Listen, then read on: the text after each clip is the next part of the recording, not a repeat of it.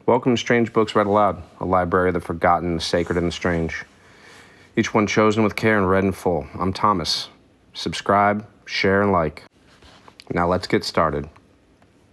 Long before Kabbalah became a household word, a young English rabbi named Joshua Abelson set out to map the hidden country of Jewish mysticism. The nearness of God, the mystery of the Shekinah, the luminous figure of Metatron who stands closest to the throne. Published in 1913, his study opens a door onto the Merkabah visionaries and the medieval mystics who believed the divine presence could be felt pressing at the very edge of ordinary life. I chose this book because it is a rare thing, a clear, patient guide into a tradition that usually hides itself. Abelson never flattens the mystery. He lets you feel why generations risked everything to glimpse it. Come in, as though, through a side door, into a world where heaven and earth are never quite as far apart as they seem. Jewish Mysticism, Volume 1 of 2, by Joshua Abelson, published in 1913.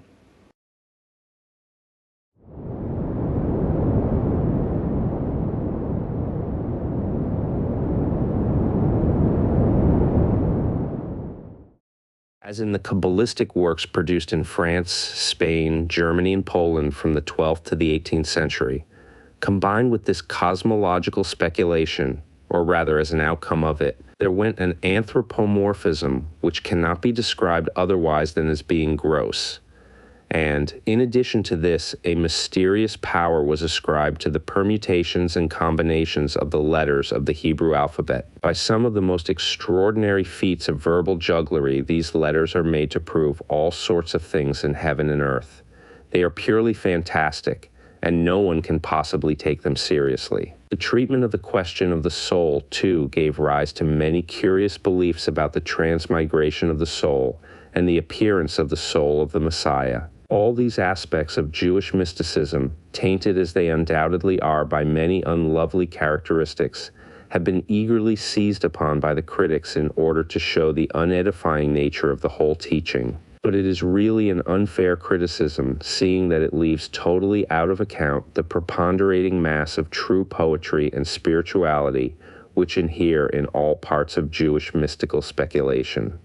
We shall have occasion to give many illustrations of this statement in pages to follow. Nowhere in Jewish literature is the idea of prayer raised to such a pitch of sublimity as it is in the lives and writings of the Jewish mystics. If it is true to say that Judaism here and there suffers from too large an element of formalism and legalism and externalism, it is equally true to say that many of these drawbacks are corrected, toned down by the contributions of mysticism. And although its treatment of the soul is in many ways overwrought and far-fetched, it is good to know that there is a side of Judaism which laid stress not only on the importance of our securing happiness or reward in this earthly life, but also in the life beyond. Jewish mysticism can congratulate itself in having, at one momentous epoch of Jewish history, achieved for Judaism a boon, which Christian mysticism in quite another way, but in an equally important degree, achieved for Christianity. Systematic Christian mysticism began in the late 14th and early 15th centuries. Its foremost exponent was Meister Eckhart, the Dominican monk. What Eckhart and his followers achieved may be summarized by saying that they relieved Christendom of the heavy load of arid scholasticism under which it had for long been oppressed, and, by introducing ideas of religion at once more simple, more practical, more social, and more spiritual, paved the way for the new learning, for the new discoveries in science and philosophy which were to revolutionize the world. In other words, this Christian mysticism was the avenue through which the subtle, dark speculations of an Albertus Magnus and a Thomas Aquinas had necessarily to pass in order to prepare coming ages for the light of a Newton, a Kant, and a Darwin. Hence must modern science come down from the pedestal of her pomp and glory and bow her acknowledgments to the services of many a humble Christian mystic. Jewish mysticism has a similar act of homage to receive at the hands of every lover of Jewish scholarship. In the 13th century, Judaism was in danger of becoming devitalized through the theology of Moses Maimonides, the great Spanish Jewish theologian and author of the famous Guide of the Perplexed, who looked upon reason as the final arbiter of the rightness or wrongness of any Jewish dogma. Judaism for him was a cult of the intellect and the intellect only.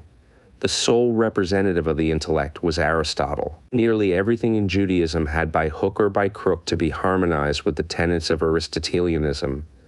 Thus, Jewish morality must, to have validity, be shown to be in consonance with Aristotle's four faculties of the soul and with his theories of the mean. Judaism's teachings on the unity of God must be brought into line with the Aristotelian indivisible God, who is the principle of all essences, the disposer of the world. Just as intellectual perfection is, to the Greek philosopher, the highest aim of man, so must the teachings of Judaism be interpreted in such a way as to show that, according to the Torah, the life of the saint is a life of the highest intellectuality. Revelation, which is one of the cornerstones of the Jewish faith, must be in accordance with reason. All the truths enunciated by Plato and Aristotle are anticipated in the writings of the prophets and of some of the Talmudic sages. The prophets, according to Maimonides, were the recipients orally of a set of philosophical doctrines which were handed on orally from father to son, from generation to generation,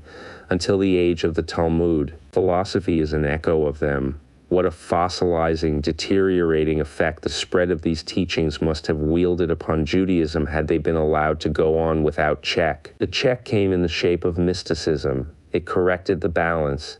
It showed that Judaism was a religion of the feelings as well as of the intellect.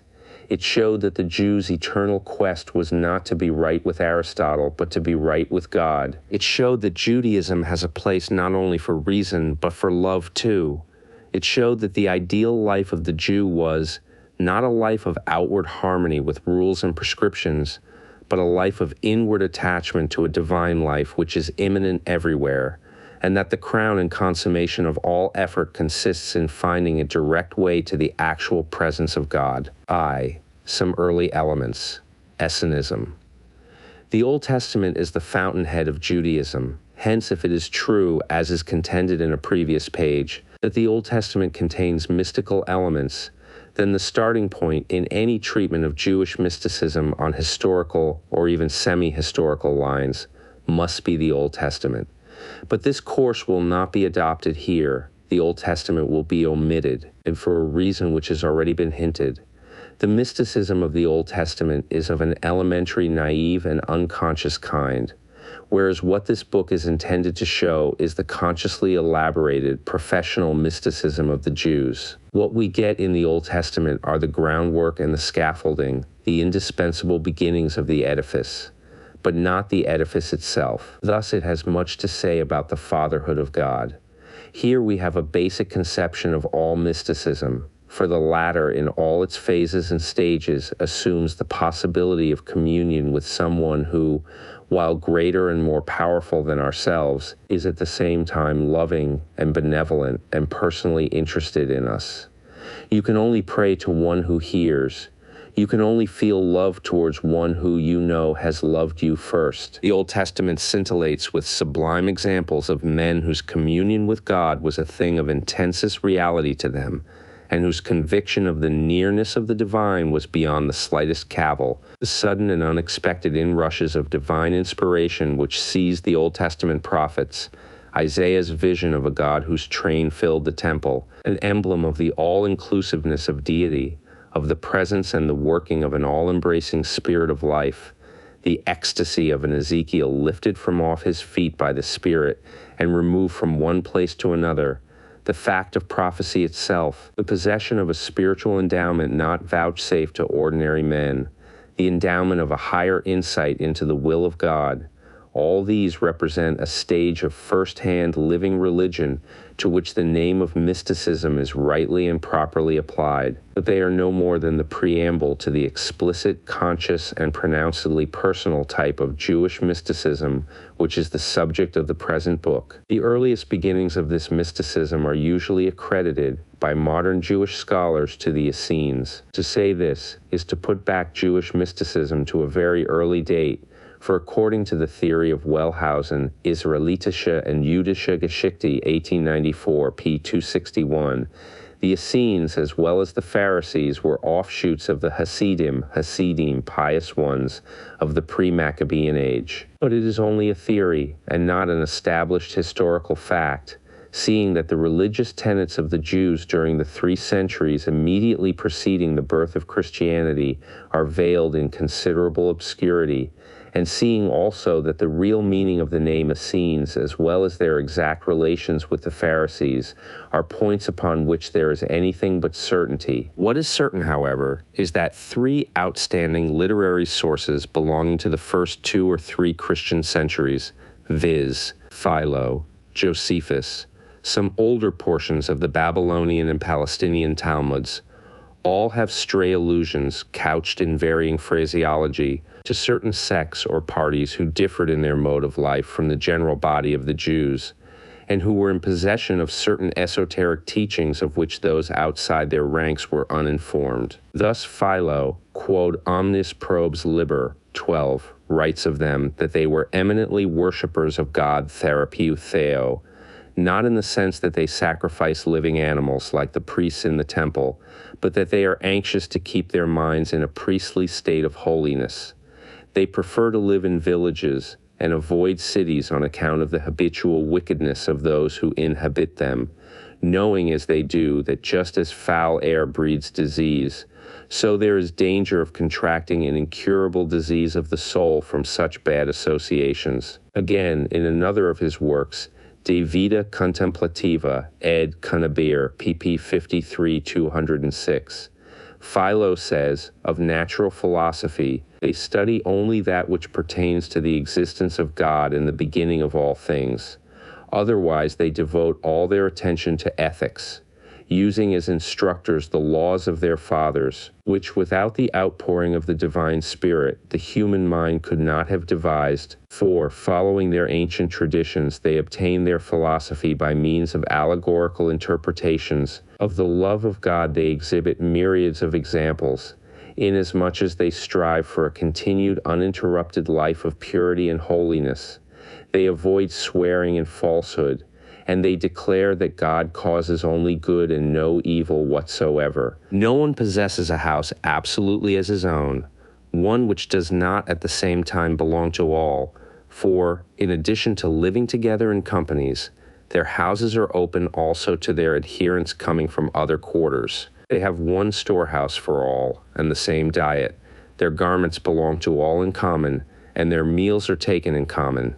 The points to be noted in both the forementioned authors are the great stress laid on fellowship, amounting to a kind of communism, their removal from the general people by reason of their higher sanctity, their devotion to the knowledge of the existence of God and the beginning of all things, their love of allegorical interpretation. Although it is exceedingly difficult to know what the rabbinic term equivalent to Essene is, it is not hard to deduce, from names and phrases scattered throughout the rabbinic records, a theory that there existed as early as the first Christian centuries either a distinct sect of Jews or individual Jews here and there who combined mystical speculation with an ascetic mode of life. A similar phenomenon is observable in the history of the early Christian church.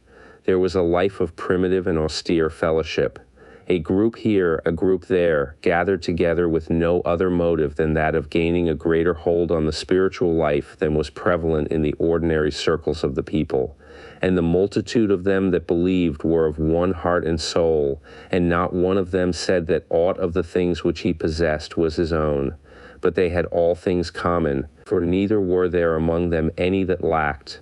For as many as were possessors of lands or houses sold them, and distribution was made unto each according as anyone had need. Acts 5:32-35. They seem to have lived on the borderland of an unusual ecstasy, experiencing extraordinary invasions of the divine, hearing mystic sounds and seeing mystic visions which, to them, were the direct and immediate revelations of the deepest and most sacred truths. Illustrations of similar experiences in the bosom of the early synagogue, as presented in the rabbinic records, are the following. There are several heterogeneous passages which speak of the existence within the ancient temple at Jerusalem of a special apartment called the Ishkat Hashaim, Chamber of the Silent or Secret Ones. According to the statement of Tosefta Shekalim Shaija 16, there were to be found in some cities of Palestine and Babylon men known as Hashaim, who reserved a special room in their house for depositing in it a charity box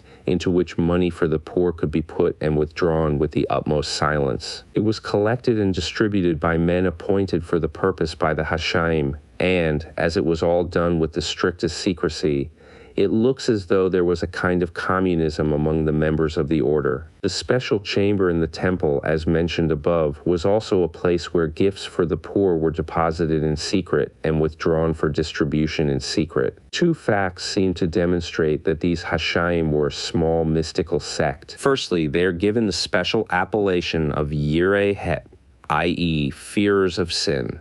They were thus marked off by an extra sanctity from the body of the people, and the student of the rabbinic literature knows that whenever a special title is accorded to a group or sect on the grounds of special holiness, this holiness is always of an exceptionally high order. It is the holiness of men in touch with the divine, and, as has just been remarked, their enthusiasm for doing good seems to have been grounded on a kind of austere fellowship that reigned among them, impelling them to do their work unseen by the madding crowd. Secondly, the idea of silence or secrecy was frequently employed by the early rabbis in their mystical exegesis of Scripture.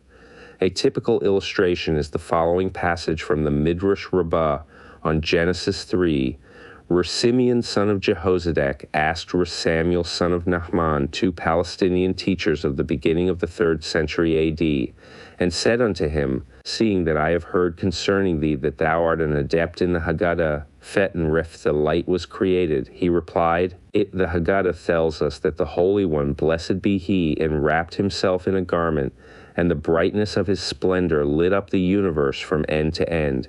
He sage who just replied said this in a whisper, upon which the other sage retorted, "Why dost thou tell this in a whisper, seeing that it is taught clearly in a scriptural verse, who coverest thyself with light as with a garment?" Psalm, Civ 2. "Just as I have myself had it whispered unto me," replied he, "even so have I whispered it unto thee." Another instance of what looks like a sect of esoteric teachers among the Jews of the first centuries is the Vatikin, i.e. men of firm principles.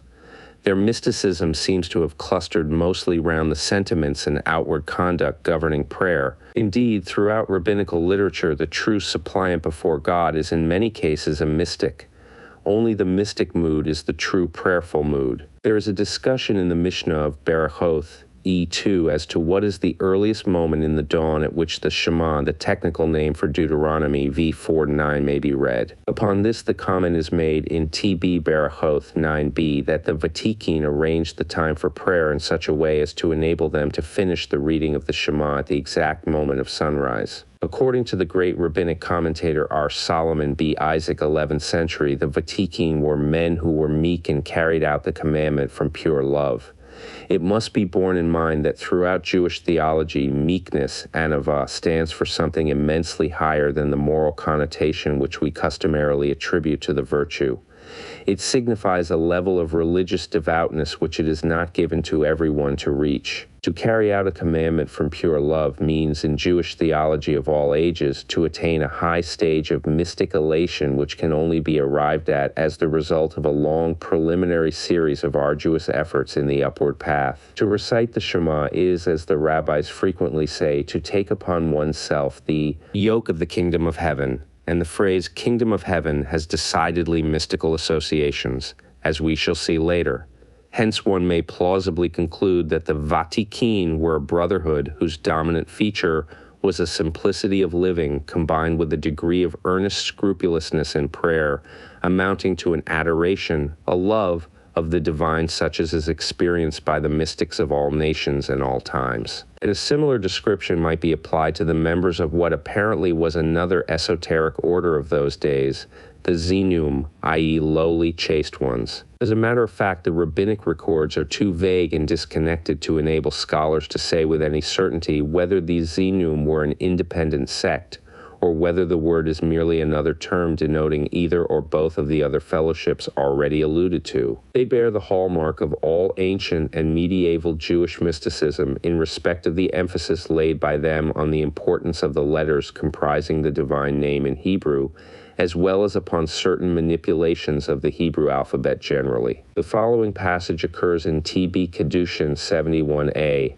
Our Judah said in the name of Rab, our Abba Arika, a Babylonian teacher of the 3rd century A.D., and Lebi entrusted by us to him who is modest, Zenu, and meek, in the midway of life, not easily provoked to anger, temperate, and free from vengeful feelings. He who understands it, is cautious with it, and keeps it in purity, is loved above and is liked here below. He is revered by his fellow men. He is heir to 2 worlds, this world and the world to come. It is interesting to quote here the comment on this rabbinic passage made by the Spanish Hebrew philosopher Moses Maimonides, 1135 to 1204, in his great work, The Guide of the Perplexed. He says, part E.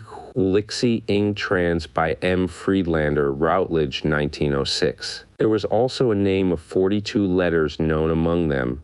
Every intelligent person knows that one word of 42 letters is impossible, but it was a phrase of several words which had together 42 letters.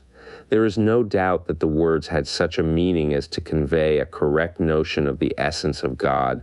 In the way we have stated, many believe that the 42 letters are merely to be pronounced mechanically, that by the knowledge of these without any further interpretation, they can attain to those exalted ends. On the contrary, it is evident that all this exalted preparation aims at a knowledge of metaphysics, and includes ideas which constitute the secrets of the law, as we have explained. Maimonides, it should be remembered, was a rationalist and anti-mystic, and much of the old rabbinic cosmological mysticism, which was looked upon as serious mystical speculation by many of his literary contemporaries, was dubbed by him as metaphysics or physics. But to return to our subject, the best insight into the origin and implication of these 42 letters is afforded us by the Talmudic passage last quoted, T.B. Kedushin 71a, where we are told that in the last days of the temple, the decadent priests were deemed unworthy to pronounce the divine name in their official benedictions,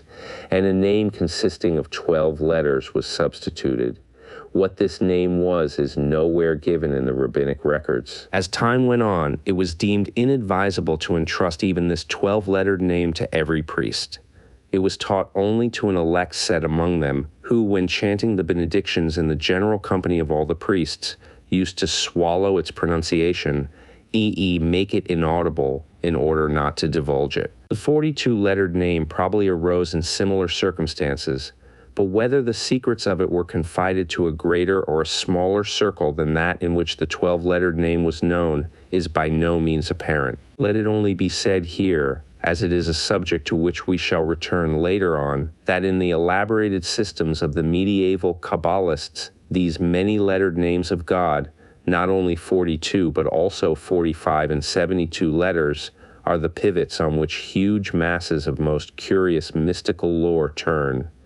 The 10 Sephirot have close connections with these doctrines of letters, secret doctrines about the divine nature, about creation, about the relations subsisting between God and the universe. Reference must here be made to what appears to be another order of Jewish mystics in the opening centuries of the Christian era. The Mishnah, tractate Sukkah v2, speaks of the Hasidim and Anshe Ma'aseh, saints and miracle workers, who at the joyous feast of the water drawing at the temple during tabernacles, used to dance and perform certain acrobatic feats with lighted torches. The allusions are very vaguely worded, and it is hazardous to deduce any hard and fast theories.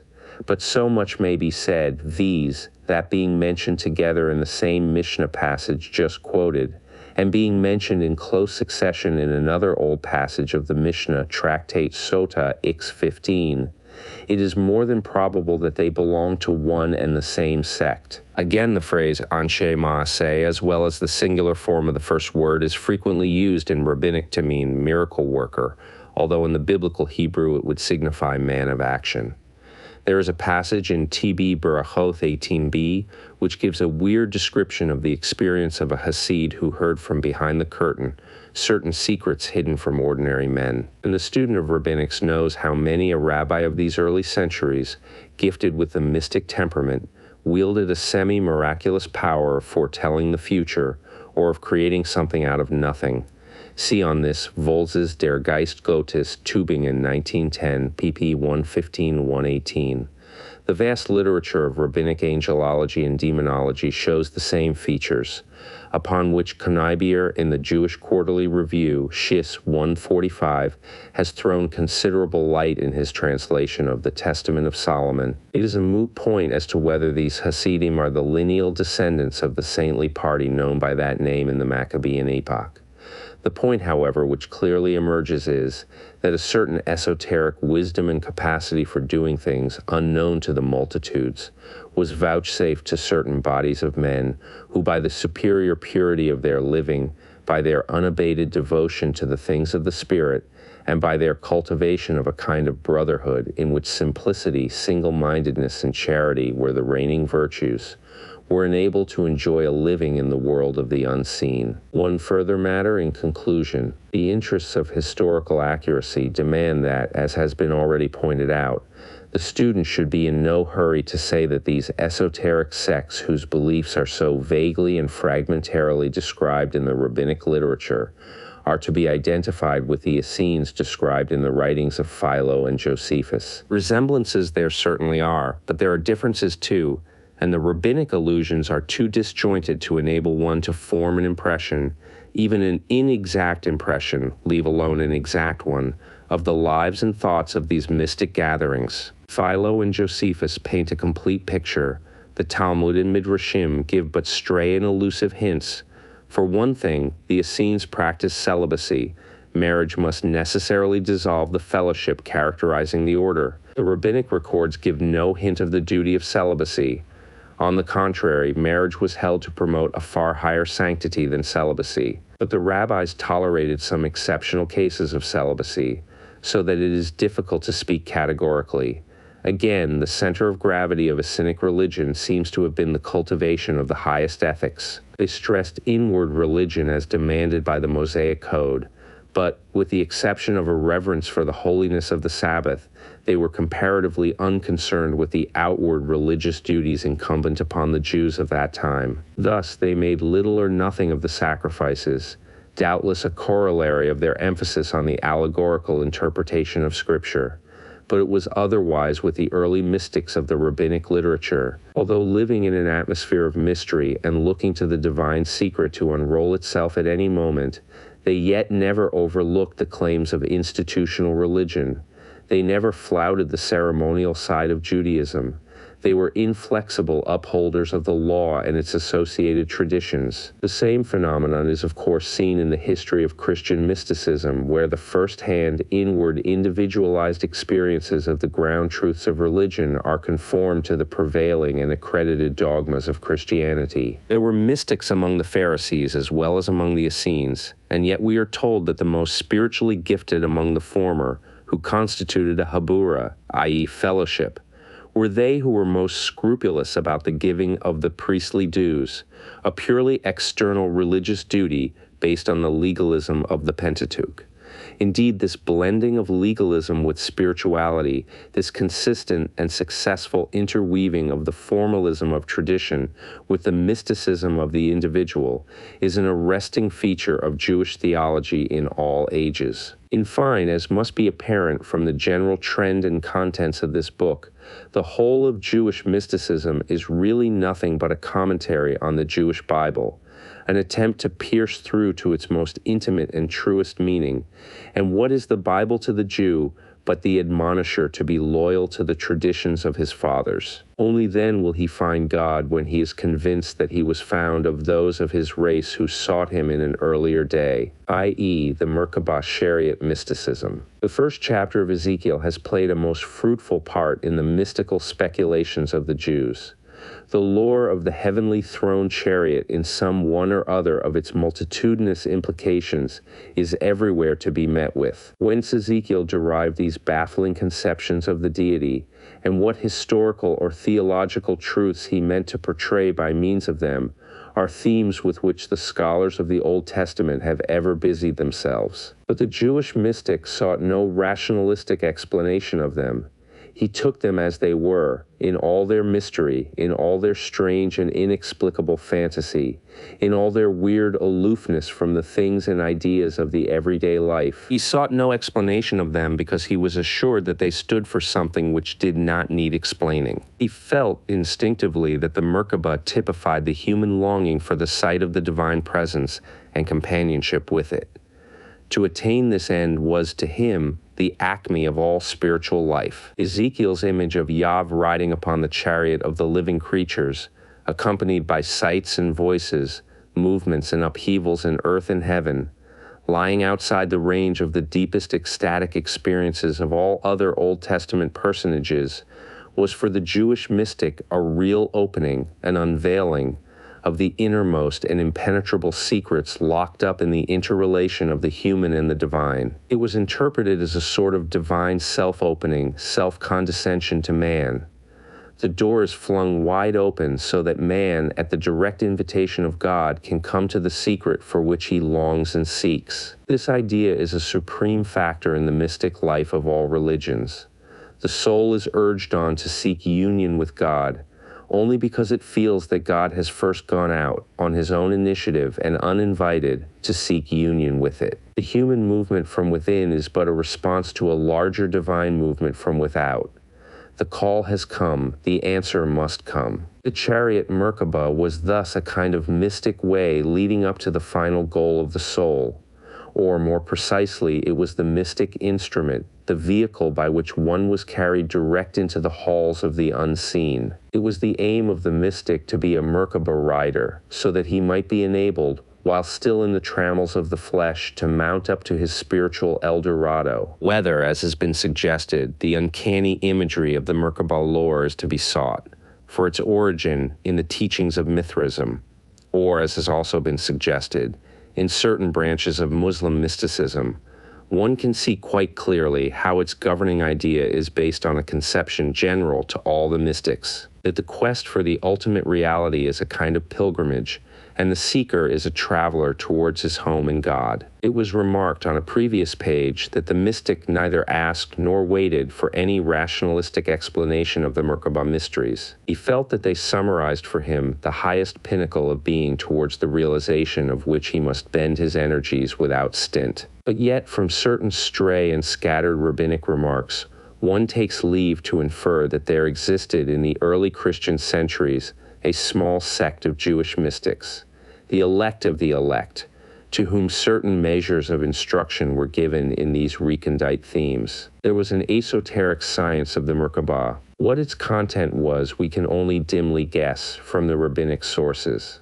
It appears to have been a confused angelology, one famous angel, Metatron, playing a conspicuous part. Much more is to be found in the early Enoch literature, as well as, from quite other points of view, in the medieval Kabbalah.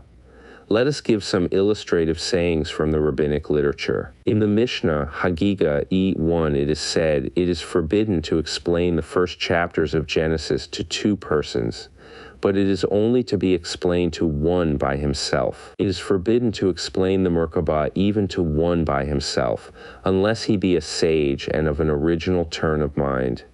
In a passage in TB Hagigai 13a, the words are added, "But it is permitted to divulge to him the first words of the chapters." In the same passage, another rabbi, Zera of the 3rd century AD, remarks, with a greater stringency, "We may not divulge even the first words of the chapters, neither it be to a chief of the Beth Din, or to one whose heart is tempered by age or responsibility." Yet another teacher of the same century declares in the same connection, "We may not divulge the secrets of the Torah to any but to him to whom the verse in Isaiah E3 applies, viz., the captain of 50 and the honorable man and the counselor and the cunning artificer and the eloquent orator. The rabbis understood these terms to mean distinction in a knowledge and practice of the Torah. This insistence upon a high level of moral and religious fitness as the indispensable prelude to a knowledge of the Merkabah has its counterpart in the mysticism of all religions. The organic life, the self,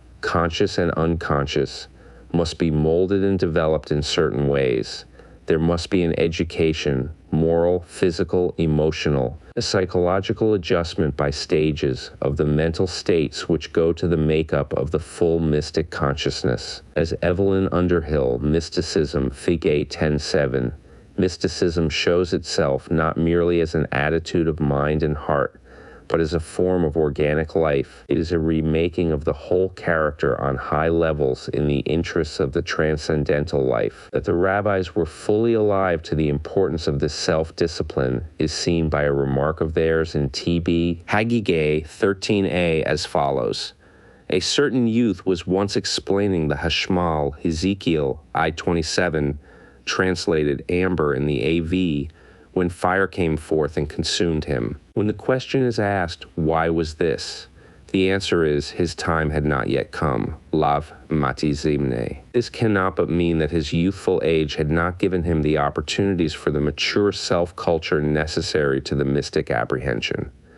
The Hashmal, by the way, was interpreted by the rabbis as a shortened form of the full phrase, Hayot eshme mal eloth, i.e., the living creatures of fire speaking, or may a shortened form of itim hashoth ve itim me mal eloth, i.e., they who at times were silent and at times speaking. In the literature of the medieval Kabbalah, the Hashmal belongs to the Yetziratic world, i.e., abode of the angels, presided over by Metatron, who was changed into fire, and the spirits of men are there too. According to a modern Bible commentator, the celebrated Russian Hebraist M.L. Malbim, 1809 to 1879, the word signifies the Hayot, living creatures of Ezekiel, which are the abode of the Shekhinah, divine presence, where there is the still small voice. It is they who receive the divine effluence from above and disseminate it to the Hayot, who are the movers of the wheels of Risi Kiryat. Many more passages of a like kind might be quoted in support of the view that the attainment of a knowledge of the Merkabah was a hard quest beset with ever so many impediments,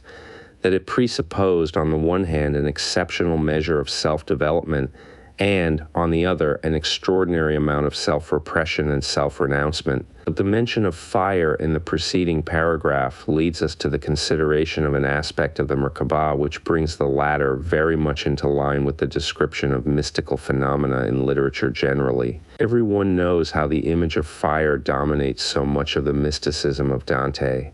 The medieval Christian mystics, Rusbrook, Catherine of Genoa, Jacob Boehme, and others, appeal constantly to the same figure for the expression of their deepest thoughts on the relations between man and the Godhead. The choice of the metaphor probably rests on the fact that fire can be adapted to symbolize either or both of the following truths. A, the brightness, illumination which comes when the goal has been reached, when the quest for the ultimate reality has at last been satisfied.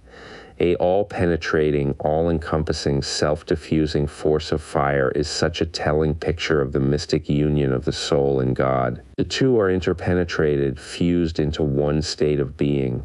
The soul is red-hot with God, who at the same time, like fire, holds the soul in his grip, dwells in it. Examples are the following. In the Midrash Rabbah on Canticles I-12, it is said, Ben Azai was once sitting expounding the Torah. Fire surrounded him. They went and told Rai Akiba, saying, "Oh, Rabbi, Ben Azai is sitting expounding the Torah, and fire is lighting him up on all sides." Upon this, our Akiba went to Ben Azai and said unto him, "I hear that thou wert sitting expounding the Torah, with the fire playing round about thee." "Yes, that is so," replied he. "Wert thou then," retorted Akiba, "engaged in unraveling the secret chambers of the Merkabah?" "No," replied he. "It is not germane here to go into what the sage said he really was engaged in doing. The quotation sufficiently shows how in the 2nd century AD, the imagery of fire was traditionally associated with esoteric culture. Here is another instance in T.B. Sukkah 28a. Hillel the Elder, 30 BC, 10 AD, had 80 disciples. 30 of them were worthy enough for the Shekhinah to rest upon them. 30 of them were worthy enough for the sun to stand still at their bidding. The other 20 were of average character. The greatest among them all was Jonathan son of Uzziel, 1st century AD. The smallest among them all was Johanan son of Zakkai, end of 1st century AD. The latter, smallest though he was acquainted with every conceivable branch of both exoteric and esoteric lore. He knew the talk of the ministering angels, and the talk of the demons, and the talk of the palm trees, Dekalim. He knew also the lore of the Merkabah. Such being the measure of the knowledge possessed by the smallest, how great must have been the measure of the knowledge possessed by the greatest, viz. Jonathan son of Uzziel. When the latter was sitting and studying the Torah, presumably the esoteric lore of the angels and the Merkabah, every bird that flew above him was burnt by fire. These latter words are the description of the ecstatic state, the moments of exaltation, the indescribable peace and splendor which the soul of the mystic experiences when, disentangling itself from the darkness of illusion, it reaches the light of reality, the condition so aptly phrased by the psalmist who said, "For with thee is the fountain of life, in thy light shall we see light." Psalm XXXX/sec. 9. The bird flying in the environment of this unrestrained light must inevitably be consumed by the fire of it. The monument which Jonathan son of Uzziel has left us in perpetuation of his mystical tendencies is his usage of the term memra, word, to denote certain phases of divine activity in the Aramaic paraphrase to the prophets which ancient Jewish tradition assigned to his authorship, but which modern research has shown to be but the foundation on which the extant Aramaic paraphrase to the prophets rests. Another illustration of the mystic vision of light consequent on the rapture created by an initiation into the Merkabah mysteries is related in T.B. Hagiga 14b as follows. Our Johanan son of Zakkai was once riding on an ass, and our Eliezer son of Arak was on an ass behind him. The latter rabbi said to the former, "O master, teach me a chapter of the Merkabah mysteries." "No," replied the master, "have I not already informed thee that the Merkabah may not be taught to any one man by himself, unless he be a sage and of an original turn of mind?" "Very well then," replied Eliezer son of Arak, "wilt thou give me leave to tell thee a thing which thou hast taught me?" "Yes," replied Johanan son of Zakkai. "Say it." Forthwith the master dismounted from his ass, wrapped himself up in a garment, and sat upon a stone beneath an olive tree. "Why, O master, hast thou dismounted from thy ass?" asked the disciple. "Is it possible," replied he, "that I will ride upon my ass at the moment when thou art expounding the mysteries of the Merkabah, and the Shekhinah is with us, and the ministering angels are accompanying us?" Forthwith our Eliezer, son of Arak, opened his discourse on the mysteries of the Merkabah, and no sooner had he begun than fire came down from heaven and encompassed all the trees of the field, which with one accord burst into song. What song? It was, "Praise the Lord from the earth, ye dragons and all deeps.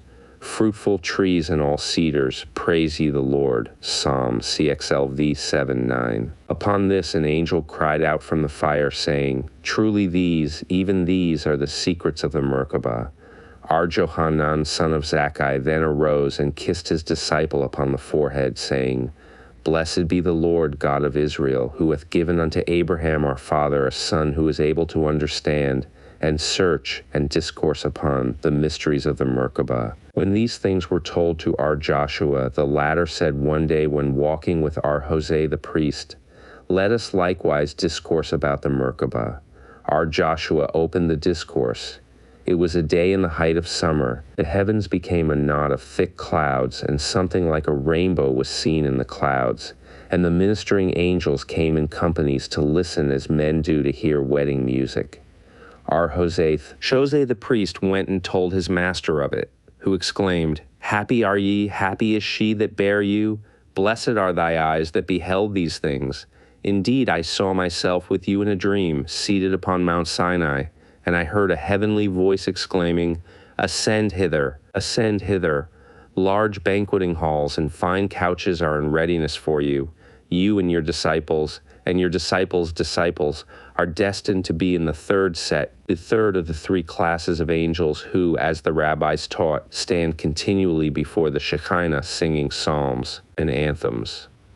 There are several points which need making clear in this remarkable passage. The objection to discuss the Merkabah while sitting on the animal's back, and the fact of sitting upon a stone under an olive tree, point to the necessary physical and temperamental self-discipline which is the sine qua non of the mystic's equipment in all ages and among all nations. He must not be set high on the ass, lest his heart be lifted up too. He must be cleansed of every vestige of pride, lowly and of contrite spirit. It has been mentioned in the previous chapter how meekness was one of the unfailing qualities of the Zainum. The proud man, said the rabbis, crowds out the feet of the Shekinah. Whosoever is haughty will finally fall into Gehinnom. Pride to the rabbis was the most terrible pitfall in the path of the religious life. Its opposite, humility, was the starting point of all the virtues. If such was the premium placed upon meekness in so far as it concerned the life of the ordinary Jew, how enormous must have been its importance for the life of the mystic, for him who aimed at knowing eternal truth. Everything that savors of evil, of imperfection, of sin, must vanish. The primary means of this self-purification is the culture of humility. The remark that the Shekinah is with us and the ministering angels are accompanying us emphasizes two salient features of rabbinic mysticism. Firstly, the Shekinah is the transcendent, immanent God of Israel.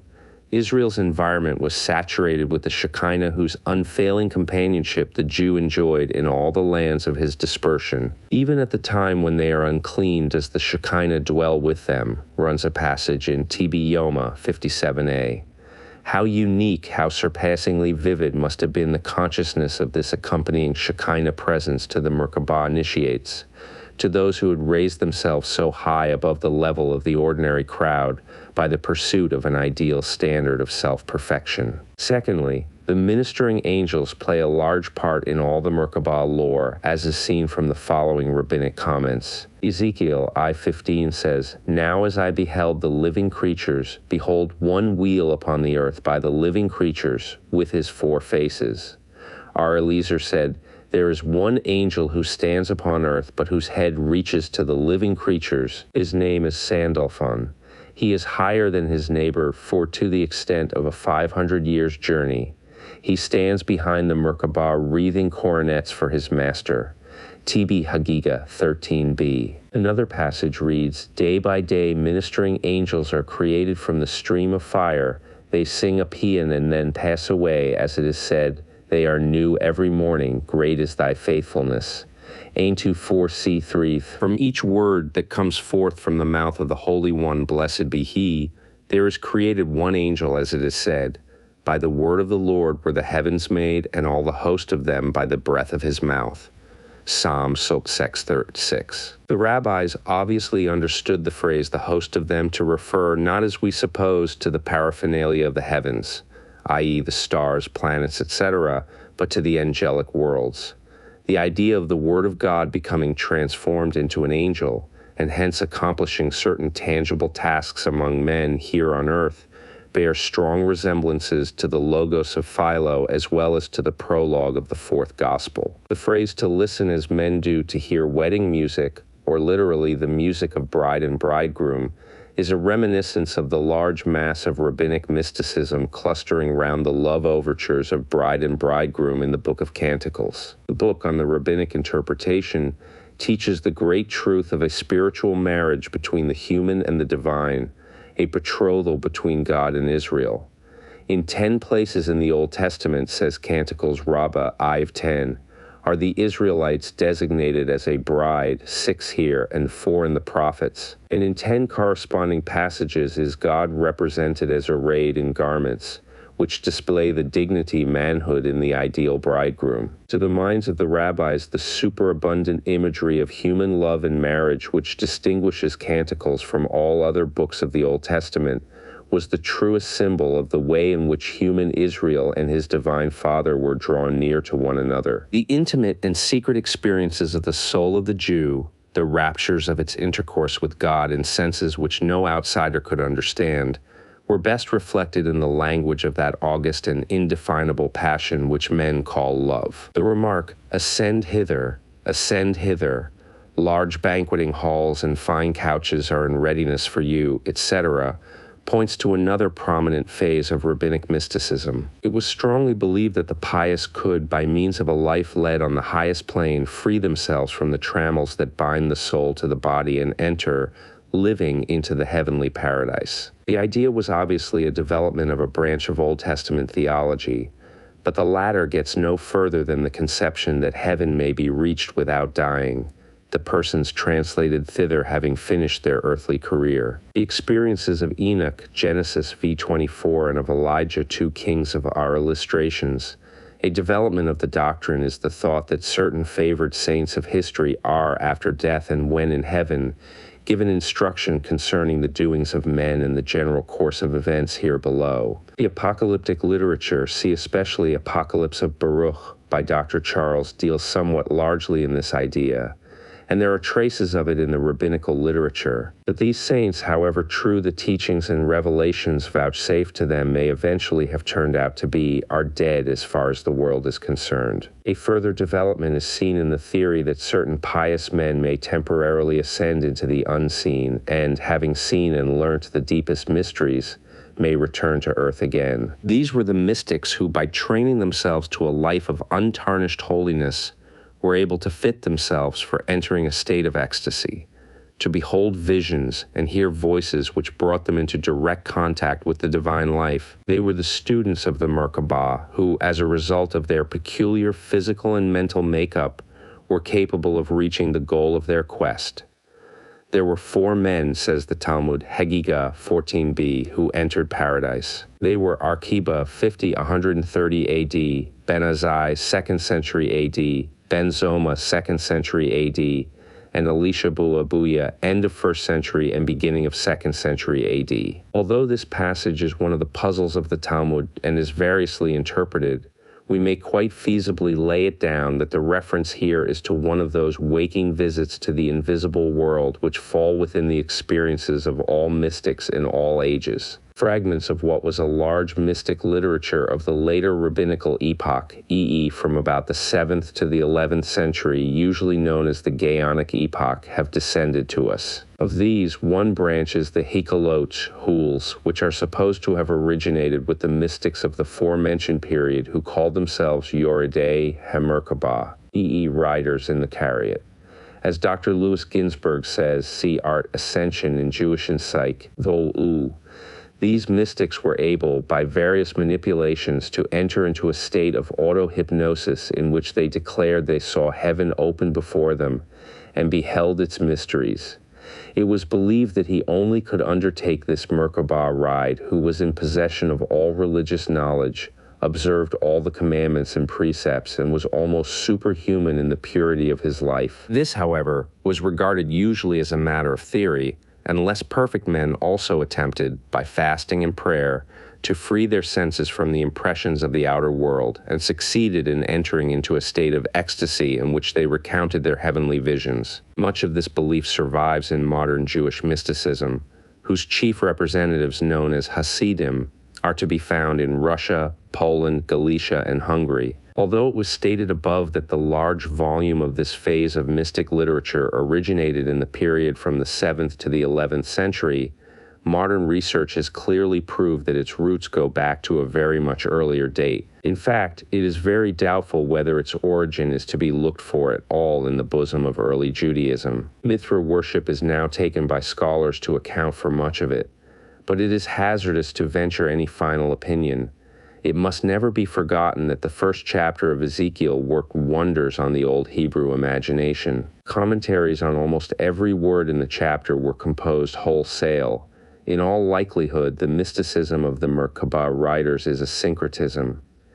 Mithraic conceptions in vogue were foisted onto the original Jewish interpretations, and in combination with Neoplatonism, there was evolved this branch of Jewish mysticism which, though by no means abundant in the Talmud and the Midrashim, occupies a considerable place in the ideas of the medieval Kabbalah, as well as in the tenets of the modern Hasidim. 3. Philo, Metatron, wisdom. Something must now be said about the mystical elements in the Hellenistic, as distinguished from the Palestinian branch of early Judaism. The Palestinian, which includes the Babylonian, is by a long way the more voluminous, and its significance for the development of the later Judaism totally eclipses that of Jewish Hellenism, which really wielded its influence over Christianity rather than over Judaism. Still, there are a few outstanding features in Jewish Hellenism which are germane to our subject. Moreover, modern research has shown that there was a certain degree of intercourse in the opening centuries of the Christian era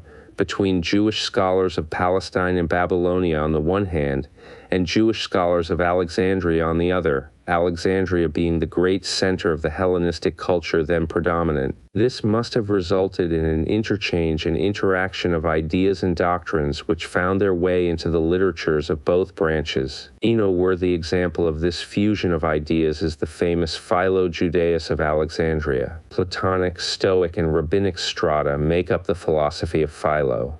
They are intermingled not always harmoniously, but what tells hard upon the student of Philo's presentation of Hebrew thought is the difficulty of knowing whether certain parallel ideas in his writings and the writings of the Palestinian rabbis originated with him or with the rabbis. It has, however, been shown with a fair approach to conclusiveness that where there is a resemblance in halakhic interpretation, Philo is the borrower, whereas the Haggadic parallels emanate from the rabbis. To attempt an examination of Philo's mysticism as a whole lies quite outside the scope of this book. All that can be dealt with, and this very fragmentarily and inadequately, are certain points in the mysticism of his logos idea, which, by reason of their affinity with the Haggadah, are important to an understanding of Jewish mysticism. How to bridge the chasm between God and the world, how at the first creation of man it was possible for God, who is the all-holy and all-perfect,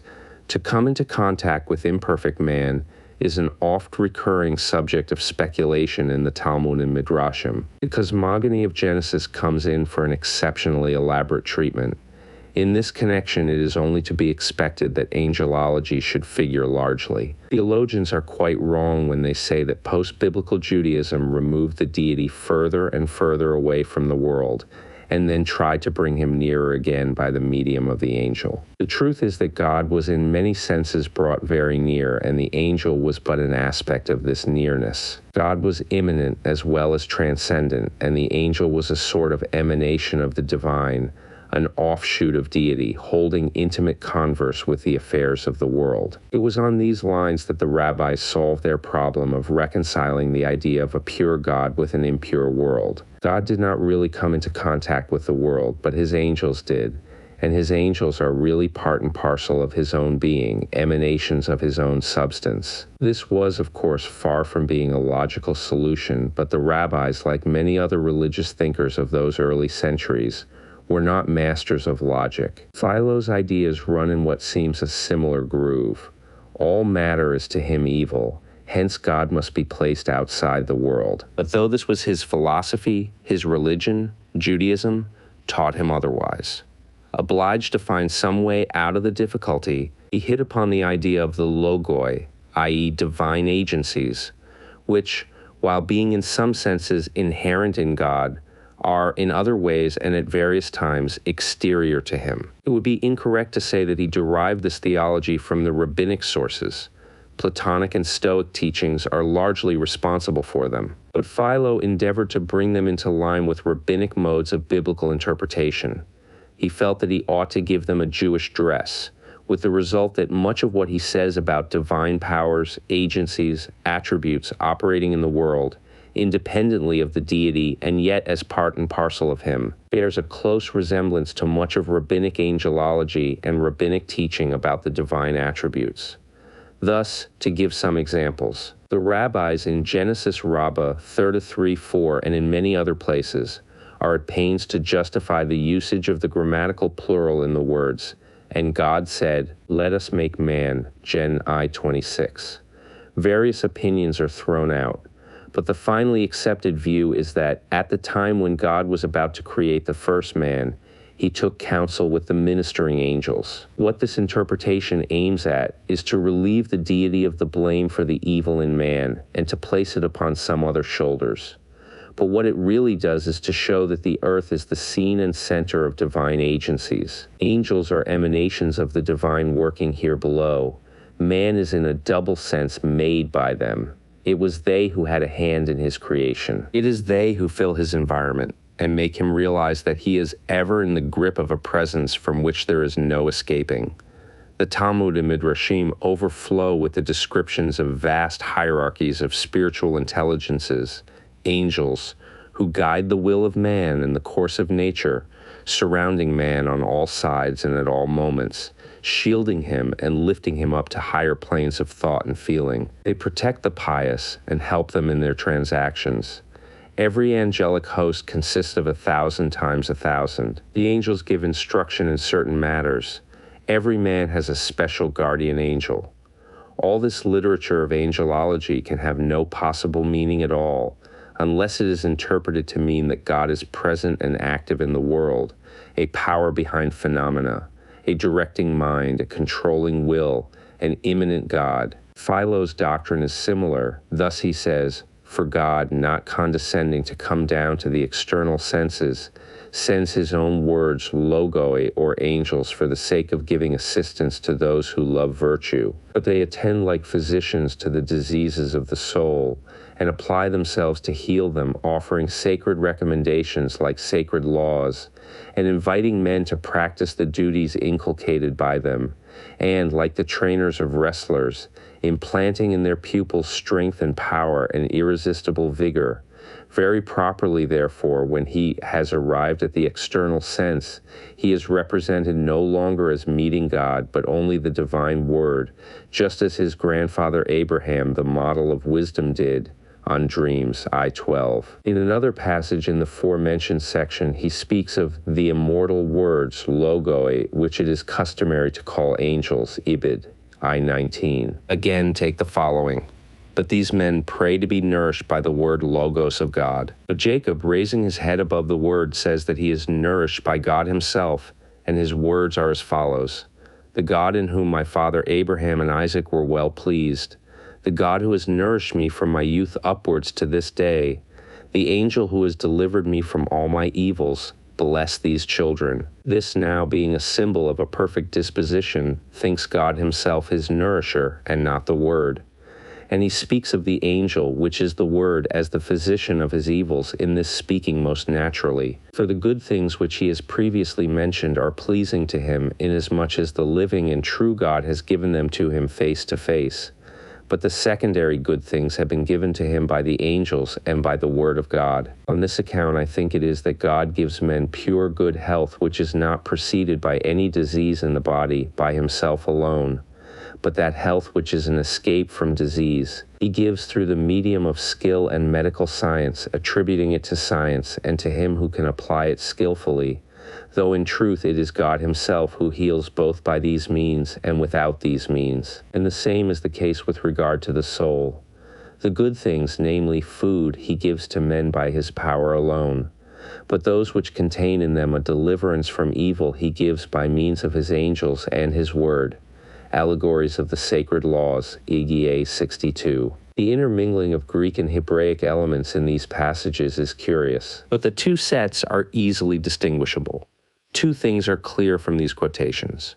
Firstly, the angel is a kind of representative of the deity among mortals. It is a sort of God in action. God is very near man and not transcendent. Secondly, the angel and the logos, word, or logoi, words, have very much the same nature and fulfill very much the same function. The rabbinic mysticism clustering round angels, as well as the rabbinic doctrine of the Shekhinah, which will be dealt with later, have likewise many points in common. Angels encompass the worthy Israelite, The Shekhinah likewise accompanies Israel, nay, even dwells in the midst of impure Israelites, as a famous passage in the Talmud says. But there are aspects of Philo's angelology which are strange to rabbinic modes of thought. One of the most interesting of these is his designation of angels as incorporeal intelligences and as immortal souls, on Dreams, I-20. The rabbis obviously thought of angels as material beings. They even at times materialized the Shekhinah, as will be mentioned in the following chapter. The sight of an angel was a physical phenomenon. Philo's exegesis took quite a different turn. Thus, in a lengthy comment on Genesis, XX verse D12, and he dreamed a dream, and behold, a ladder was planted firmly on the ground, the head of which reached to heaven, and the angels of God were ascending and descending upon it. He goes on to say, this air is the abode of incorporeal souls, since it seemed good to the Creator of the universe to fill all parts of the world with living creatures. For the Creator of the universe formed the air so that it should be the habit of those bodies which are immovable, and the nature of those which are moved in an invisible manner, and the soul of such as are able to exert an impetus and visible sense of their own. Therefore let no one deprive the most excellent nature of living creatures of the most excellent of those elements which surround the earth, that is to say, of the air. For not only is it not alone deserted by all things besides, but rather like a populous city, it is full of imperishable and immortal citizens, souls equal in number to the stars.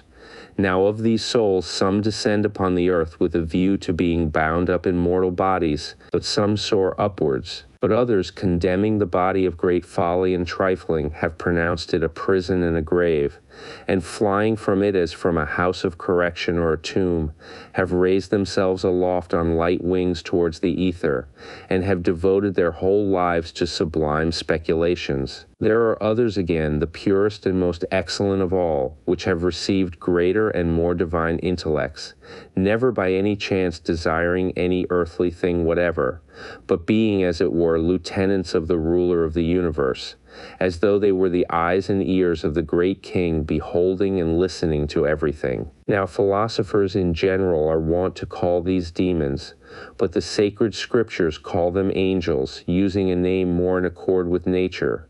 For indeed they do report diagel lucy, the injunctions of the father to his children, and the necessities of the children to the father. On Dreams, I-22. From this passage, the following deductions seem to be obvious. Firstly, one large department of the Philonic angelology is utterly strange to Talmudic and Midrashic exegesis. An angel as an incorporeal soul is more akin to the Aristotelian doctrine of intelligences, the intermediate beings between the prime cause and existing things. The general level of the rabbinic conception of the angel is well characterized by the following passage. When Samuel saw that no sin was found amongst them on the Day of Atonement, he exclaimed before God, O thou sovereign of the universe, thou hast one nation on earth resembling the ministering angels in heaven. Just as the latter are barefooted, so are the Israelites barefooted on the Day of Atonement. Just as the angels neither eat nor drink, so do the Israelites not eat or drink on the Day of Atonement. Just as the angels do not skip about, so do the Israelites stand unmoved upon their feet the whole Day of Atonement. Just as peace reigns in the midst of the angels, so does peace reign in the midst of Israel on the Day of Atonement. Just as the angels are free from all sin, so are the Israelites free from sin on the Day of Atonement. God hearkens to the advocacy of Israel from the mouth of their arch-accuser, and he grants his atonement for the altar, for the sanctuary, and for the priests, and for all the people of the congregation. This quotation is from the Pirkei de Rabbi Eliezer, a curious midrashic work belonging to the 9th century A.D. It seems to summarize all the best points in the angelic lore of the Jews in the preceding 9 centuries. The naivete of the whole rabbinic outlook is here very apparent and is ever so far removed from Philo's incorporeal soul. In fact, Philo's systematic division of angels into higher and lower grades is foreign to the rabbinic speculations, which are largely without any system whatsoever. Foreign also is his view of angels as souls descending upon the earth with a view to being bound up in mortal bodies. The angel in rabbinic thought is never inside anyone, but in the second place, it is obvious to the student of medieval, as distinct from the Talmudic and Midrashic mysticism, that there is an affinity between the Phalonic treatment of angels and the treatment of the subject by such famous Jewish theologians as Saadia B. Joseph, 892-942, Judah HaLevi, 1085 to 1140, Solomon ibn Gabirol, 1021 to 1058, Abraham B. David, 1100 to 1180, and Moses Maimonides, 1135 to 1204.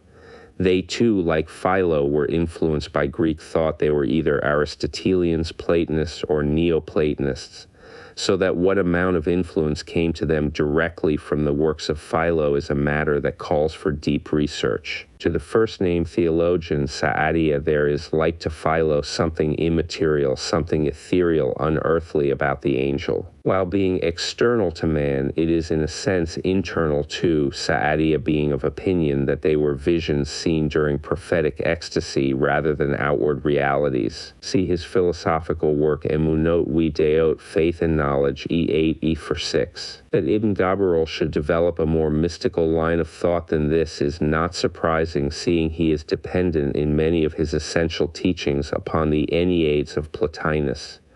The words of Judah HaLevi are worth quoting here. He says, Kusari, E4-6. As for the angels, some are created for the time being, out of the subtle elements of matter. Some are eternal angels, existing from everlasting to everlasting, and perhaps they are the spiritual intelligences of which the philosophers speak. We must neither accept nor reject their words, the words of these philosophers.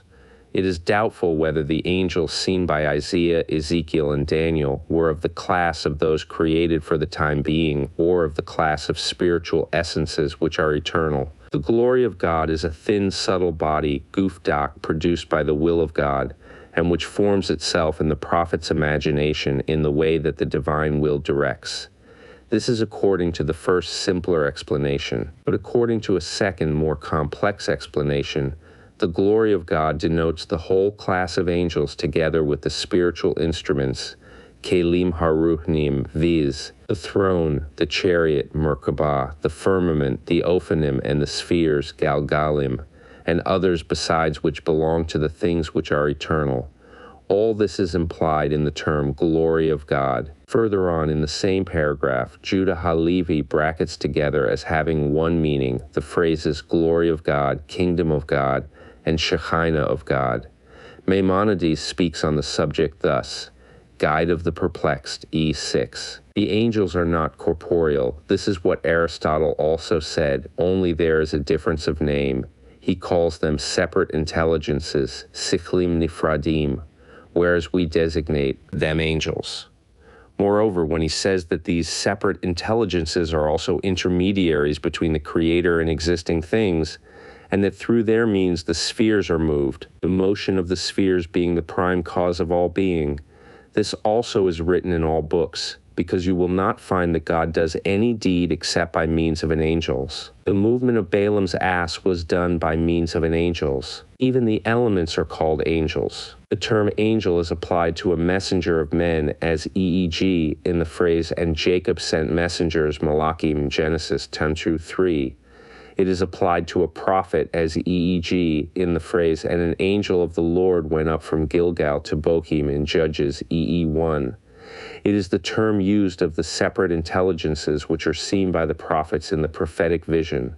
It is the designation also of the vital powers, as we shall explain. Maimonides takes a rabbinic apothegm such as God does nothing without previously consulting his heavenly host, or God and his court of justice have taken counsel together over every limb in the human body and have put each in its rightful place, and is at pains to show how these statements must not be taken literally to mean that the deity asks advice or seeks help, but that what they convey is that the term angel stands for the powers embodied in all earthly phenomena, the world forces which are outflowings of God and represent the aspect of the divine activity in the universe. Paradoxically enough, Maimonides is rationalist and mystic at one and the same time. While striving to strip the Hebrew scriptures of the supernatural and the miraculous, He exhibits his strong belief in a world impregnated with traces and symptoms of a divine life. But let it not be thought that Philo's logos and logi in his angelology are nothing but symbols of abstract thinking on the ways in which the deity participates in the affairs of men and of the world. It has been mentioned a little above that the rabbis often materialized the Shekhinah and gave strongly definite personality to their angels.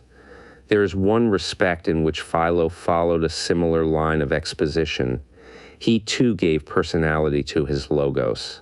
Personality as understood in Philo's time, and very different from our modern ideas of personality. Not alone does he speak of the logos as the being who guided the patriarchs, as the angel who appeared to Hagar, as the cloud at the Red Sea, as the divine form who changed the name of Jacob to Israel.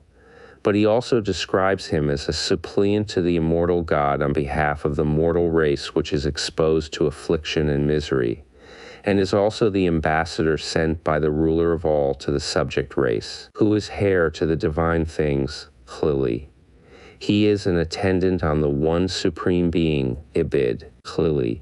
He is a paraclete, for it was indispensable that the man who was consecrated to the Father of the world should have as a paraclete his Son, the being most perfect in virtue, to procure forgiveness of sins and a supply of unlimited blessings, life of Moses, Chlili. The resemblances between these teachings and much of the mysticism of Paul, as well as of the author of the Fourth Gospel, are unmistakable, and whether they show borrowing or are explicable as belonging to the modes of thinking current in that age is a moot point. But what strongly concerns our presentation of this subject is the fact that this branch of Philonic theology is mirrored in the early Jewish, as well as in the early Christian, teaching about God. But with this considerable difference, that whereas some of the cardinal doctrines of Christianity are embedded in these ideas, their significance for Judaism was at no epoch vital. They belonged to the literature, not to the faith of the Jew.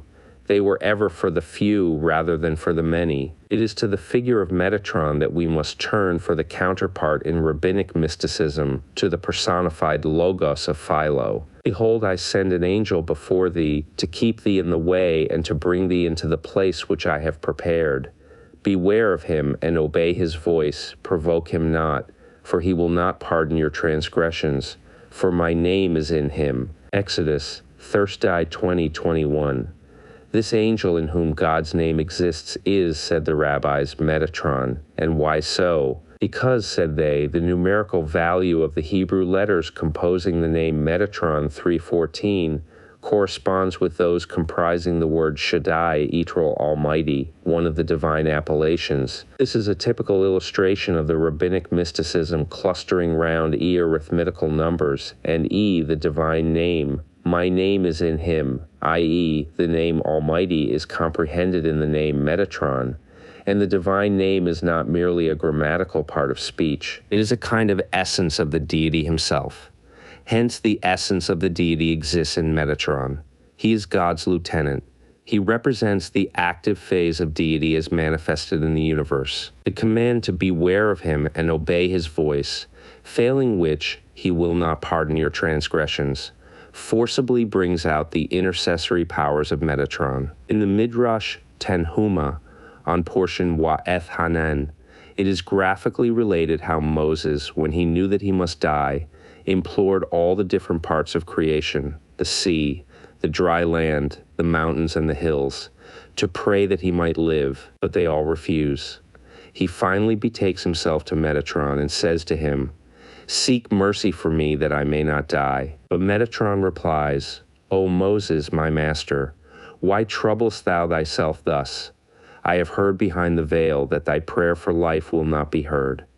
Metatron confesses that his intercession would be vain, but yet, and here is a great point, the Midrashic passage in question states that immediately after the anger of the Holy Spirit grew cool, Metatron did not succeed in securing a prolongation of life for Moses, but he managed to turn away divine wrath from him. The title Prince of the Presence, Sar HaPanim, as well as Prince of the World, Hasar HaOlam, is often applied to Metatron. A striking passage again depicting Metatron. not alone as pleader for Israel, but as taking upon himself the sorrow for Israel's sins, is as follows. Introduction to Lamentations Rabbah, 6th 4th. No sooner was the temple burnt than the Holy One, blessed be he, said, Now will I withdraw my Shekinah from it, and I will go up to my former habitation.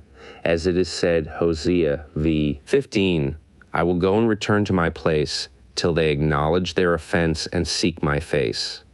At that hour the Holy One, blessed be he, wept, saying, Woe is me! What have I done? I caused my Shekinah to abide below for the sake of Israel. But now that Israel has sinned, I have returned to my original dwelling place. Far be it from me that I should be a derision to the nations and a mocking to all creatures. Forthwith Metatron fell upon his face, exclaiming, O sovereign of the universe, let me weep, but weep thou not. The title Prince of the Presence or Prince of the World denotes Metatron's active interference with the happenings of the universe. T.B. Yebamoth, 16b, has the following extraordinary saying, No one but the Prince of the World could have uttered verse 25 of Psalm XXX5, I have been young and now am old, yet have I not seen the righteous forsaken, nor his seed begging bread. Who else could have said this? Could God have said it? Does old age apply to God? Could David have said it? Was he advanced in years when he composed this psalm? No one else but the Prince of the World could have said it. Two important ideas are enshrined here. Firstly, Metatron's existence is made to date from the creation. A kind of pre-existence is accorded him, and the doctrine of pre-existence, or rather pre-existences, is a ubiquitous element in the old rabbinic treatment of cosmogony. 7 things preceded the creation of the world, viz. The Torah, viz. The divine throne, the temple, the name of the Messiah, the paradise, hell, repentance. Whether Metatron ought to be an 8th or is to be identified with one among these 7 is a point for further research. Secondly, Metatron speaks words of worldly wisdom garnered from an intimate experience of contact with the multitudinous facts and phases of earthly existence. He knows men as no one else could know them. He resembles in this respect the strongly personified wisdom of the Jewish Alexandrian literature. Like it, he is given a sort of prime part in the cosmic process. The Aramaic commentary Targum on Genesis v. 24, and Enoch walked with God, and he was not, for God took him, renders the name Enoch by Metatron. And just as Enoch in the Apocrypha, Book of Jubilees, Iv 23:2, Enoch, Lee 2, appears as the heavenly scribe, so Metatron is often described in the Talmud and Midrash, see Hagiga 15a. The idea fundamental to both these branches of literature is probably the same, viz. that Metatron is a link uniting the human with the divine, the bridge over which the knowledge of what is passing here below is brought to the realms above, and over which in return the divine concern for men in the world passes down to the scenes of earth. A truly poetic rendering of this divine concern is given in the Talmud Avodah Zarah 3b, where God is described as giving instruction a certain number of hours every day to prematurely deceased children, who instructed them in the period previous to their death. So the question runs, and the answer is Metatron. On this understanding, Metatron is the helper to the deity. He, as it were, takes up the divine work at points where its omnipotence cannot, if one may so speak, reach. Not even the smallest, meanest child need be forsaken of God, so long as Metatron is its guide and instructor. Metatron has been identified with the Zoroastrian Mithra. It certainly possesses features resembling Philo's Logos. It is also much in common with the theology of the early Gnostics. In all probability, it is the result of a fusion of all these systems of thought. The same can be predicted of more than one other branch of rabbinic angelology. Noteworthy, however, is the fact that though the Jews could get so far as to bring themselves to look at Metatron in the light of a heavenly co-worker with God, a kind of semi-divinity having an access to the deity in a measure utterly unique, yet so extraordinarily uncompromising were their notions of the divine unity that, as far as the religion of their daily life was concerned, God alone was God and Metatron was ignored. His name figures somewhat in certain departments of the Jewish liturgy. He plays a role in medieval Jewish mysticism, but the stringent, inelastic emphasis on the idea of safeguarding the divine unity, an emphasis rarely appreciated by the non-Jew, could brook no recognition of Metatron in the sphere of the Jew's most intimate religious concerns. One other dominating characteristic of the Jewish Hellenistic mysticism is to be found in the functions assigned to the idea of wisdom. The grand preliminary to this branch of doctrine is to be found in the Old Testament, Proverbs 22:31.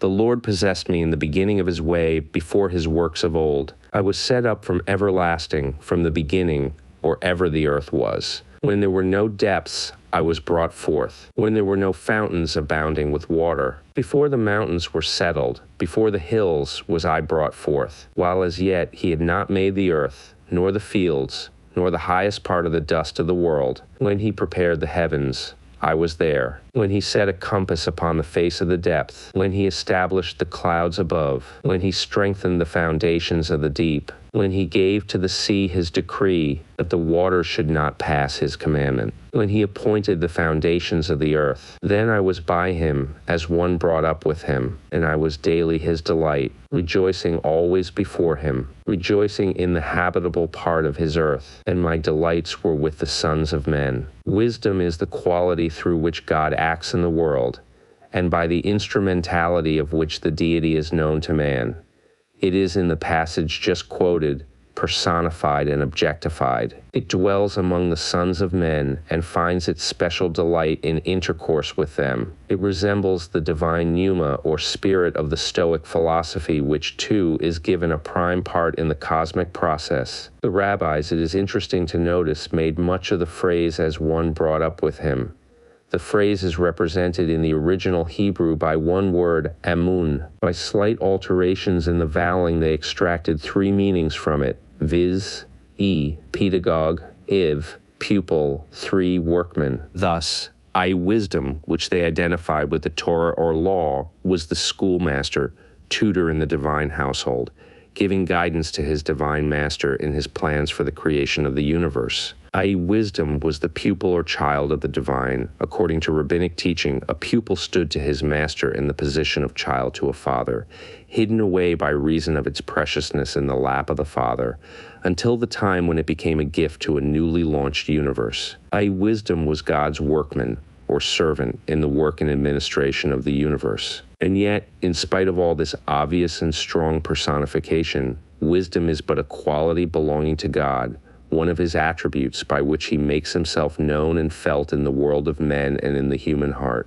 one of the elements in the divine nature which is most in sympathy with the innate tendency in man to go on striving ever upward and onward. It is, after all, only God's wisdom, no matter how near an approach to personality there may be in the various descriptions of the term. It is a potency wholly in God, and yet at one and the same time wholly out of God. It is an embodiment, a revealer of one aspect of divine spirit. As has already been remarked, the Jew always vindicated the unity of God, no matter into what dubious fields his theological speculations otherwise led him. The apocryphal Wisdom of Solomon shows forth similar mystical elements. For wisdom is more mobile than any motion, yea, she pervadeth and penetrateth all things by reason of her pureness. V. 24. This is the Stoic conception of the immanent pneuma. Again, for she is a breath of the power of God, and a clear effluence of the glory of the Almighty. For she is an effulgence from everlasting light, and an unspotted mirror of the working of God. Phi 25:26. This seems to be rather the language of Platonism. So is the following pronouncement on the soul's pre-existence. For I was a witty child, and had a good spirit. Yea, rather, being good, I came into a body undefiled. Platonic, too, is the notion of earth and matter pressing down the soul. For the corruptible body presseth down the soul, and the earthly tabernacle weigheth down the mind that museth upon many things. 15. Wisdom is man's anchorage in time of trouble. It is the immanent protector and redeemer of mankind. The whole of chapter 10 is given over to this theme. In 50:14-16, wisdom becomes a personality. It is identified with the word which dominates the prologue of the fourth gospel, and which in very similar senses appears in the rabbinic mysticism as dibur, ma'amar, or memra. For while peaceful silence enwrapped all things, and night in her own swiftness was in mid-course, thine all-powerful word leaped from heaven out of the royal throne, a stern warrior into the midst of the doomed land, bearing as a sharp sword thine unfeigned commandment. And standing, it filled all things with death, and while it touched the heaven, it trode upon the earth. The word in this extraordinary pronouncement holds the idea of the divine energy as distinguished from the divine love, which is operative in all things, and which links the transcendent Godhead with his creative spirit, creature with creator, and man with man. Evelyn Underhill, The Mystic Way, p. 223. Truly enough, the passage breathes what seems an unedifying spirit of revenge and bloodthirstiness, but it is explicable as an echo of the Old Testament idea of the God of righteousness who hates wickedness and slays the wicked. Divine justice energizes in the world. It is embedded in the scheme of the cosmos. It brooks no evil.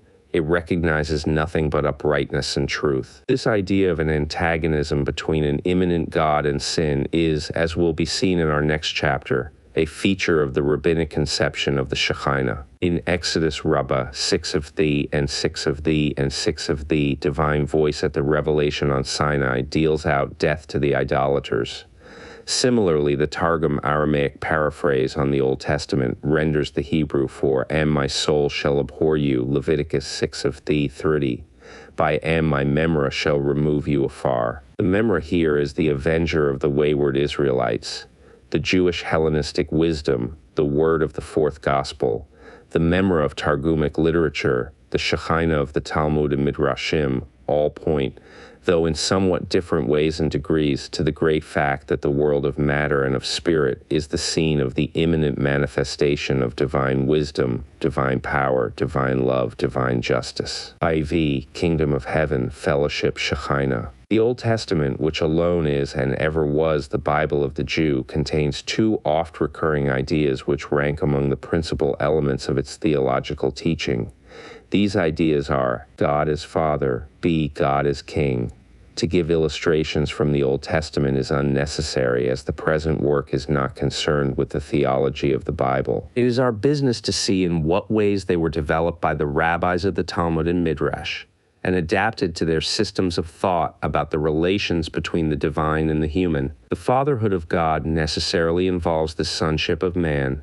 The rabbis living under the rule of foreign masters, the yoke of Rome and the memories of other yokes, all equally galling, were loth to think that the oppressors of Israel could possibly enjoy so incomparably sublime a privilege as the divine fatherhood. It seemed a glaring contradiction that nations who did not hold themselves bound by the Mosaic Code should fall into the category of sonship in relation to the Father. Hence, fatherhood and sonship became limited to the Jew, although it should be said, for the sake of historical accuracy, that gleams of a far more comprehensive outlook occasionally peep through the pages of rabbinic literature. God's fatherhood to the Jew is evidenced by the outflow of his love towards him. This love, which is ceaseless and rapturous, is described by the rabbis in numberless ways, in parables, proverbs, and similes of a highly picturesque kind. The Jew is possessed by the power of a spirit of love which encircles him, holds him in its grip,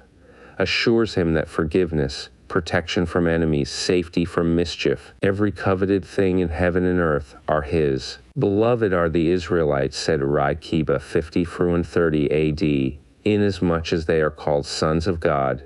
Especially did that love manifest itself in making known to them that they are sons of God. Abuth Tiran 15. The same rabbi declared the Book of Canticles to be the holiest of all holy books, inasmuch as it symbolizes the bond of loving union in which Israel is joined to God. Canticles Rabbah, Introduction. In a comment on Deuteronomy Thordine, i.e., are children unto the Lord your God, the Sifri states the conflicting opinions of two rabbis. One of them asserts that the verse implies that the Israelites are only called children of God when they conduct themselves as children should, i.e., in the right way. The other maintains that the high privilege belongs to them even when they are wayward and sinful.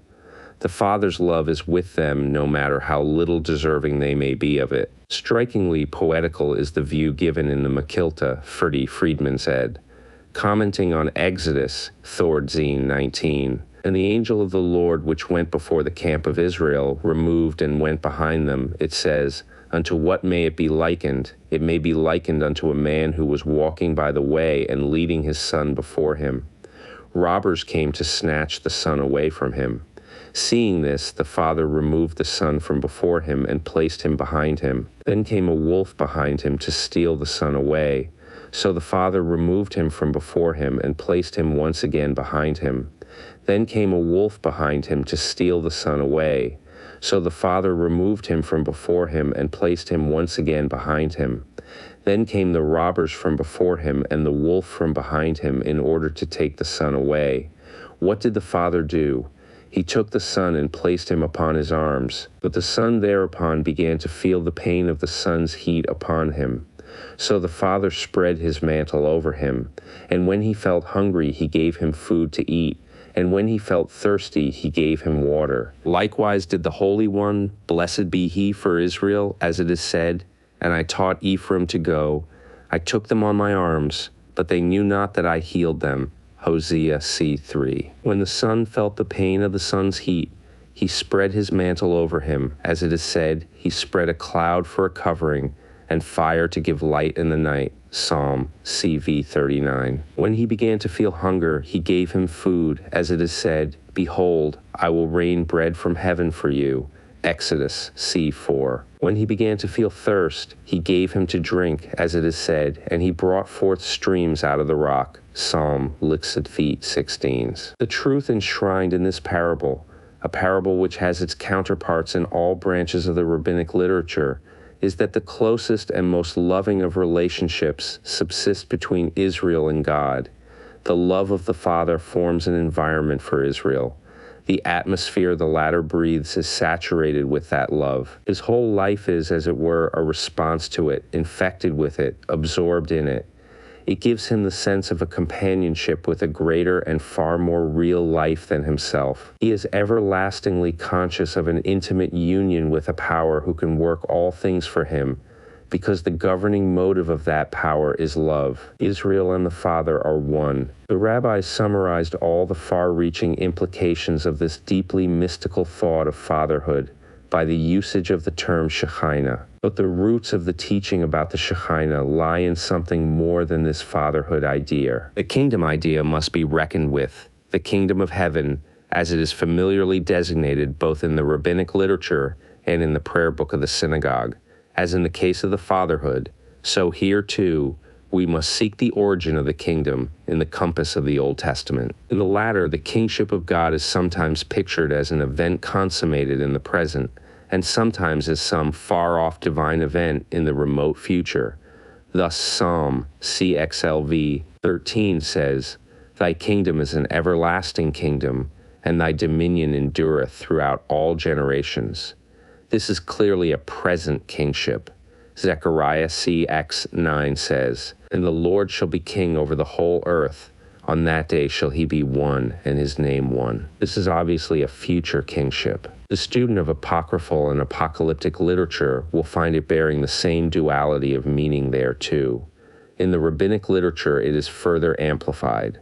The favorite expression there is the taking upon oneself, or the yoke of the kingdom of heaven. An examination of several of the contexts in which the phrase is embedded proves that it stands for a conglomeration of doctrines, such as that the Jew must abandon idolatry, servitude to man, or the work of man's hands. He must desire and work for the universal recognition of the Jewish God. He must acknowledge and feel the nearness of God to him, the divine companionship ever enshrouding him and his race, the direct revelation of a living and loving God in all fields of his activity and hope. The Jew must acknowledge himself as one of a band, and not as an isolated unit, a band held and welded together by the feeling that it is a kingdom within a kingdom, a greater kingdom, the kingdom of heaven. The so-called clannishness of the Jews, their tendency for herding together, a fault for which they are continuously scolded, abused, or, at best, derided, is thus seen to be based upon a motive which is by no means as undesirable as it is generally pictured to be. The Jewish flock must be one because the kingdom of the Jews must be one, and the latter kingdom must be one because the kingdom of heaven in which it is comprised and which thrills it through and informs it is one. God is king in Jeshurun, say the sages, in allusion to their particular interpretation of Deuteronomy 35, only when the heads of the people are assembled and the tribes of Israel are together. In other words, the earthly kingdom is the fanzed origo of the heavenly. Remove the earthly kingdom and you remove the divine revelation of God in the midst of Israel. The heavenly kingdom is broken up and vanishes. Its raison d'etre is completely gone. For the individual Jew, there are two avenues along which the kingdom of heaven can be brought in and consolidated. These are, as already said, by his harboring an intense sense of the solidarity of his race, by prayer. A remarkable passage in TB Barahoth 10b runs thus: Whosoever eats and drinks previous to praying, of him it is said, and me hast thou cast behind thy back. Thys 4:9. Do not read thy back, but read thy pride, gayek, i.e., after priding himself with food and drink, this man thinks to take upon himself the kingdom of heaven. These two conceptions already described, viz., the abounding, manifested love involved in fatherhood, combined with the incorporation of a heavenly kingdom within the folds of an Israel welded in strictest fellowship. These two conceptions lie at the root of the mysticism of the Shekinah. Shekinah comes from shechan, to dwell. The whole edifice of thought about the Shekinah is based upon such passages in the Old Testament as, and let them make me a sanctuary that I may dwell among them. Exodus, XXV 8. Defile ye not therefore the land which ye shall inhabit, wherein I dwell, for I the Lord dwell among the children of Israel. Numbers, XXV 34. And I will set my tabernacle among you, and my soul shall not abhor you. And I will walk among you, and will be your God, and ye shall be my people. Leviticus, XXV 11:12. The Israelites were one compact fellowship, an indivisible organism, and not a series of separate units. God's dwelling among them, or placing his tabernacle among them in Old Testament times, was interpreted by the rabbis of the Talmud and Midrashim as implying that there is a permanent presence of the divine spirit in the midst of the people of Israel, and that this divine spirit not only accompanies them without ceasing, but that it also imparts itself, communicates itself to every member of Israel whenever he orders his life in such a way as to be capable of realizing it. It is a perpetual incoming of the divine life into the human life of the Jew. It is a divine human fellowship which only fails when the human partner is in sin. Israel is bathed in a divine environment. As the great mystic theologian among the Jews of the Middle Ages, Moses Nachmanides, born in Spain 1194, died in Palestine about 1270, says, in commenting on Leviticus, Sepsta 5:11, the divine soul of which is dwelling among us as a part, will not thrust us forth when we work and live aright, as a vessel when heated by hot water thrusts forth its impurities. All this is meant by the Shekinah. Writers on mysticism, no matter to what school of religious thought they may happen to belong, familiarize us with the great fact that the mystic, by reason of the high levels of spiritual intensity on which his life is lived, experiences certain physical sensations which enable him to see or to hear something of the mystery of the divine presence. Christian mysticism invariably quotes the experiences of Paul in this connection.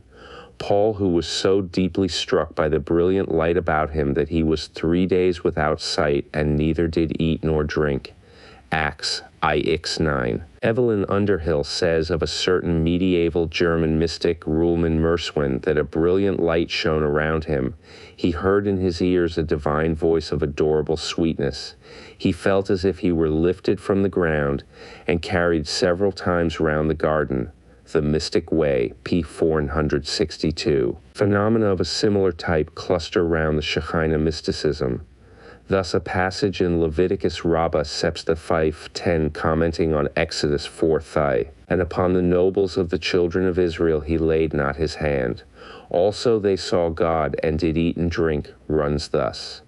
Tanhuma said that this verse teaches us that they uncovered their heads and made their hearts swell with pride and feasted their eyes on the Shekinah. But Moses did not feast his eyes on the Shekinah, and yet he gained a benefit from the Shekinah, viz., that the skin of his face shone, Exodus 43:5-1. 3 points are noteworthy here. Firstly, the strongly materialized characterization of the Shekinah. It was actually a physical food to the onlookers. Secondly, the physical impressions created by the sight of it. The uncovering of the head was no trivial bodily movement, involving as it did a distinct breach of the Eastern mode of showing veneration to a superior. It must have been a highly purposeful act. Thirdly, the contrast between the experience of Moses and that of the nobles is intended to bring out what is a cardinal feature of the Shekinah mysticism, viz., that in spite of the fact that the Shekinah is the presence inseparable from Israel, accompanying him whithersoever he goes, yet the realization of this presence by the individual Israelite can only come after a series of spiritual and moral disciplinary acts of the highest order have been gone through by him. Thus said the rabbis, the Shekinah says of the proud man, "There is no room for this man and myself in the world." Again, whosoever commits a sin in secret acts as though he were pressing against the feet of the Shekinah, as it is said, Isaiah saith to the Lord, "The heavens are my throne and the earth is my footstool." TB Kedushin 31a. Whosoever shows anger regards the Shekinah as though it were a thing of naught. TB Nadarim 22b. The Shekinah only resides with him who is at once wise, strong, and wealthy.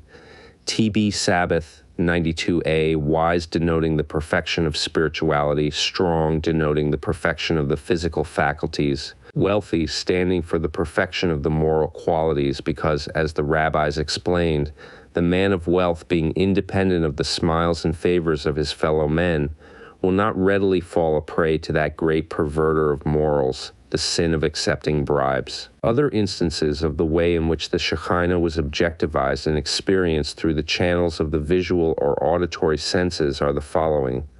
The Shekinah used to beat before Samson like a bell. TB Sota 9b. This is a commentary on Judges 13:25, and the Spirit of the Lord began to move him. The Hebrew word for to move is here from the same root as the Hebrew word for a bell. In Canticles Rabbah, the Shekinah is visible from between the shoulders and fingers of the priests at the time they pronounce upon Israel the priestly benediction of Numbers, v. 24:26. The Lord bless thee and keep thee. The Lord make his face shine upon thee and be gracious unto thee. The Lord lift up his countenance upon thee and give thee peace. In the Midrash Tanhuma on chapter Sifi of Leviticus, the Shekinah is associated with the sense of smell, another phenomenon of the mystic life much dwelt upon by modern writers on the subject. Aaron's rod is stated to have smelt the Shekinah. Similarly, in the Yalkut on Canticles a mystical